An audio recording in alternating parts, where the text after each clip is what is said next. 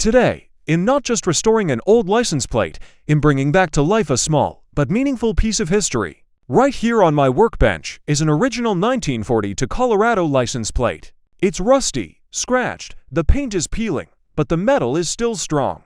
My goal is to return it to the exact way it looked over 80 years ago. Original colors, crisp details. And at the very end of this video, I'll show you a vintage photograph I recently purchased, also from 1942.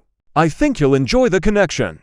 When I hold pieces like this in my hands, I can't help but imagine what they've seen. Maybe this plate once rode through the mountain passes of Colorado, through fields and small towns. Maybe it saw military convoys passing by. After all, this was right in the middle of World War I.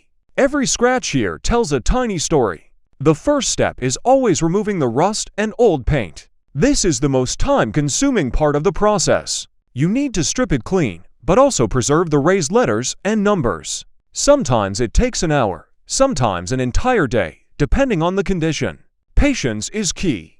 I use a mix of wire brushes, sandpaper, and rust removal solutions. At this point, the plate already looks cleaner, but there's still a long way to go. Once the rust is gone, it's time to protect the metal. I apply a primer coat to prevent new corrosion. This also gives me a smooth base so the paint can go on evenly. No drips, no rough spots. This step is crucial if you want the restoration to last for decades. Now for the fun part, bringing the color back. I tracked down the exact shade used on 1940 to Colorado plates, a rich, dark background that makes the numbers pop. I spray 2 even coats, letting each one dry completely. Rushing this step can ruin hours of work. The numbers and letters are the plate's identity.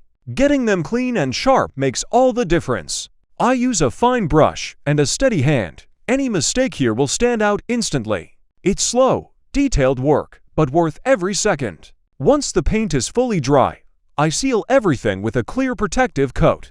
Think of it like invisible armor. It shields the plate from scratches, UV fading, and moisture. And here it is, the same plate, looking just as it did in 1942. Crisp numbers, perfect color, zero rust. A piece of history ready for another chapter. And as promised, here is that vintage photo I mentioned earlier, also from 1942. Looks like it was a great day for hunting somewhere in Colorado. If you recognize the make, year, and model of the car in the picture, let me know in the comments. I know some of you are car history experts. I've been restoring vintage license plates for nearly 20 years, but only recently started filming the process to share with you.